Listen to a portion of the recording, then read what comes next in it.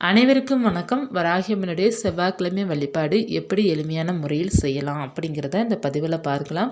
கடன் பிரச்சனை தீர்வதற்காக நாம் செய்ய வேண்டிய முக்கியமான பரிகாரம் என்ன அப்படிங்கிறத பார்க்கலாம். இந்த வழிபாடு இந்த பரிகாரம் எப்போது செய்ய வேண்டும் அப்படின்னா இரவு 8 மணிலிருந்து 9 மணிக்குள்ளே செவ்வாய் ஹோரையில் செய்து பாருங்கள். உங்களுக்கு நல்ல ஒரு மாற்றத்தை கொடுக்கும். கடன் பிரச்சனைலாம் உங்களுக்கு கரையும்.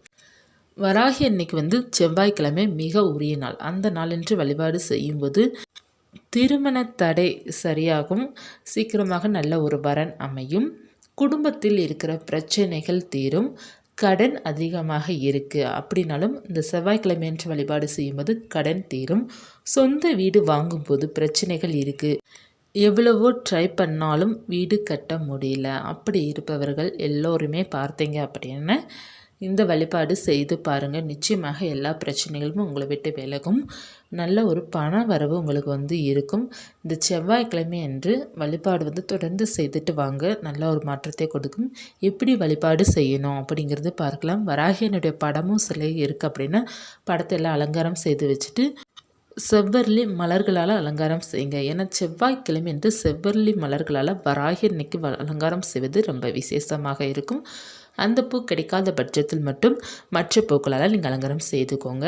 அகல் விளக்கில் நீங்கள் நல்லெண்ணெய் ஊற்றி சிவப்பு திரியால் தீபம் ஏற்றி வைத்து வழிபாடு செய்துட்டு வாங்க.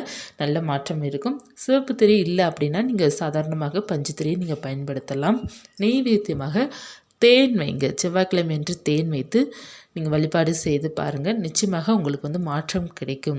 ஏன்னா தேன் வைத்து வழிபாடு செய்யும்போது உங்களுடைய வழிபாடு வெற்றி கிடைக்கும். வெற்றிலை பாக்கும் வாழைப்பழம் நம்ம வைப்பது கூடுதல் சிறப்பு கிடைக்கும். ஏன்னா வெற்றிலை பாக்கும் வாழைப்பழம் வைத்தால் நம்ம கடவுளை அழைப்பதற்கு சமமாகும். அதனால் நீங்கள் வெற்றிலை பாக்கு முடிந்தால் வைங்க. அப்படி கிடைக்காத பட்சத்தில் மட்டும் நீங்கள் தேன் வைத்து அல்லது பாலில் தேன் கலந்து கூட நீங்கள் நைவேத்தியமாக வைத்து சுவாமி முன்னாடி ஒரு 10 நிமிஷம் உட்காந்து மனதார வேண்டிக்கோங்க. ஏன்னா உங்களுடைய வேண்டுதல் நீங்கள் மனதார அமைதியாக உட்காந்து வேண்டும்போது நிச்சயமாக அந்த வேண்டுதல் நிறைவேறும். எதையுமே போட்டு மனசில் போட்டு குழப்பிக்கிட்டே இருக்காதீங்க. சுவாமிக்கு ஒரு தீபம் ஏற்றி வைத்துட்டு வராகி அன்னை பார்த்த மாதிரி அமர்ந்துக்கோங்க. அவங்களுடைய உருவத்தை மட்டும் நீங்கள் பார்த்துட்டு நீங்கள் ஒன்றுமே பேச வேண்டாம். அப்படியே ஒரு 10 நிமிடம் அமைதியாக இருந்துட்டு உங்களுடைய வேண்டுதல் என்னமோ அதை ஒரு முறை மட்டும் சொல்லிவிட்டு கொஞ்சம் அமைதியாக இருங்க. நிச்சயமாக அந்த வேண்டுதல் எல்லாமே நிறைவேறும். நம்பிக்கையுடன் இந்த வழிபாடு செய்து பாருங்கள். கடன் பிரச்சனை இருந்தாலும் சரி, சொந்த வீடு வாங்குகிற பிரச்சனை இருந்தாலும் சரி, குடும்பத்தில் இருக்கிற பிரச்சனைகள் இருந்தாலும் சரி, இந்த 3க்குமே இந்த ஒரு பரிகாரம் செய்து பாருங்கள். என்ன பண்ண போகிறீங்க அப்படின்னா ஒரு தாம்பழத்தட்டோ அல்லது ஒரு கிண்ணம், அந்த பித்தாளை கிண்ணம் இருக்குது பார்த்தீங்களா, அதை கூட நீங்கள் எடுத்துக்கலாம். அப்படி இல்லைனா கண்ணாடி பவுல் எடுத்துக்கொள்ளலாம். ஏதாவது ஒரு தட்டு எடுத்துக்கோங்க. எந்த தட்டு இருந்தாலும் பரவாயில்ல. அதை எடுத்துகிட்டு கொஞ்சம் கல்லுப்பு போட்டுக்கோங்க. ஒரு கைப்பிடி அளவு எடுத்துக்கோங்க. எடுத்து நல்லா கல்லுப்பு பரப்பிக்கோங்க. பரப்பிட்டு 8 மிளகு எடுத்துக்கோங்க. 8 மிளகு இந்த கல்லுப்பு மேலே பரப்பிட்டு நடுவில் ஒரு எலுமிச்சை பழம் எடுத்துக்கோங்க. அந்த எலுமிச்சை பழத்தில் உங்களுடைய வேண்டுதலை எழுத வேண்டும். இப்போ கடன் பிரச்சனை இருக்குன்னா உங்களுக்கு எவ்வளோ அமௌண்ட்டு தேவையோ அந்த பணத்தை நீங்கள் எழுதிக்கோங்க. பணம் அப்படிங்கிறத எழுதிட்டு இப்போ ஒரு 10,000 தேவைன்னா 10,000 அப்படிங்கிறத நீங்கள் எழுதிக்கோங்க. சிவப்பு நிற பெண்ணால் எழுதணும். அல்லது சிவப்பு நிற குங்குமம் இருக்குது பார்த்திங்கன்னா, அதை கொஞ்சம் பன்னீரில் கரைச்சிட்டு உங்களுடைய மோதிர விரல், அப்படி இல்லைன்னா நம்ம அந்த தீக்குச்சி வச்சு அல்லது பர்ஸ் இருக்குது பார்த்திங்களா, அதை வச்சு அல்லது நீங்கள் உங்கள் விரலாலே மோதிர விரலாலே நீங்கள் சின்னதாக அழகாக எழுதிக்கொள்ளலாம். உங்களால் எப்படி முடியுதோ உங்களுக்கு அது புரிஞ்சால் போதும். நிச்சயமாக அது கடவுளுக்கும் புரியும். அதனால் நீங்கள் இப்போ பணம்னு எழுதி 1,00,000 தேவைன்னா 1 போட்டு லட்சம்னு எழுதிக்கோங்க. இப்போ திருமணம் நடக்கணும் அப்படின்னா திருமணம் அப்படிங்கிறது எழுதிக்கோங்க. குடும்பத்தில் பிரச்சனை இருக்குன்னா அப்படின்னா குடும்ப ஒற்றுமை அப்படிங்கிறது எழுதிக்கோங்க. உங்களுக்கு என்ன வேண்டுதல் இருக்கோ அந்த வேண்டுதலை அந்த எலுமிச்சை பழத்தில் எழுதிட்டு அந்த எலுமிச்சை பழத்தை நீங்கள் நடுவில் வச்சிடணும். வைத்துட்டு வராகி அன்னை பார்த்துக்கிட்ட இதை வச்சுருங்க. 3 நாட்கள் கழித்து, அதாவது நீங்கள் அந்த கல்லுப்பும் அந்த இது அப்படி இருக்கட்டும். செவ்வாய், புதன், வியாழன், வியாழக்கிழமை நீங்கள் எடுக்கணும். வியாழக்கிழமை காலையிலையோ அல்லது மாலை நேரத்தில் அதை எடுத்துகிட்டு அந்த கல்லுப்பு மிளகை கால்படாத இடத்துல தண்ணீரில் விட்டுருங்க. அந்த எலுமிச்சை பழத்தை எடுத்து நீங்கள் அது காய்ந்துடும். காய்ந்த பிறகு நீங்கள் ஓடும் தண்ணீர்லையோ அல்லது பூஜை குப்பைகளோடனோ அல்லது கால்படாத இடத்துல நீங்கள் போட்டுருங்க. உங்களுடைய வேண்டுதல் அப்படியே நிறைவேறும். அடுத்த செவ்வாய்க்கிழமை கூட இதே மாதிரி நீங்கள் பண்ணலாம். ஒரு குறைஞ்சது ஒரு 3 செவ்வாய் அல்லது 5 செவ்வாய் செய்து பாருங்கள். அதுக்குள்ளே உங்களுடைய பிரச்சனை எல்லாமே தீர்ந்துடும். கேட்டது கேட்ட உடனே கிடைக்கும். கேட்ட பணம் கேட்ட உடனே கிடைக்கும். நல்ல ஒரு மாற்றத்தை கொடுக்கும். இந்த எலுமிச்சை பழம் கல்லுப்பு மிளகு பரிகாரம் 100% உங்களுக்கு வெற்றியை கொடுக்கும். செய்து பாருங்கள். எலுமிச்சை பழத்தன்று நம்ம எந்த ஒரு வழிபாடு செஞ்சாலும் அந்த வழிபாடு நமக்கு வெற்றியை கொடுக்கும். இது எல்லாமே ஒரு பாசிட்டிவ் வைப்ரேஷன் நமக்கு கொடுக்கும். நீங்கள் செய்து பாருங்கள். உங்களுடைய கடன் பிரச்சனை எல்லாமே தீரும். நம்பிக்கையுடன் செய்து பாருங்கள். செவ்வாய்க்கிழமை வெள்ளிக்கிழமைலாம் பார்த்தீங்கன்னா வராகினிக்கு உரிய நாள். உங்களால் முடிந்த அளவுக்கு வழிபாடு செய்யுங்க. ஒருவேளை வராகினை படமும் சிலை இல்லை உங்ககிட்ட அப்படின்னா நீங்கள் அகல் விளக்கு மட்டும் ஏற்றி வைத்து காமாட்சி அம்மன் விளக்கு பக்கத்தில் இந்த கல்லுப்பு லெமன் மிளகு போட்டு அதை சுவாமி பக்கத்தில் வச்சுருங்க. ஏதாவது ஒரு அம்பாள் படத்திற்கு முன்னாடி நீங்கள் வச்சுருங்க போதும்.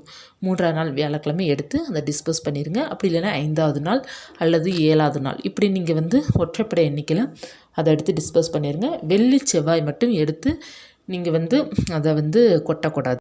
மற்ற ஏதாவது ஒரு நாளில் நீங்கள் அதை கொட்டிக்கலாம். அது 5, 3, 7, 9 எண்ணிக்கையில் வைத்து.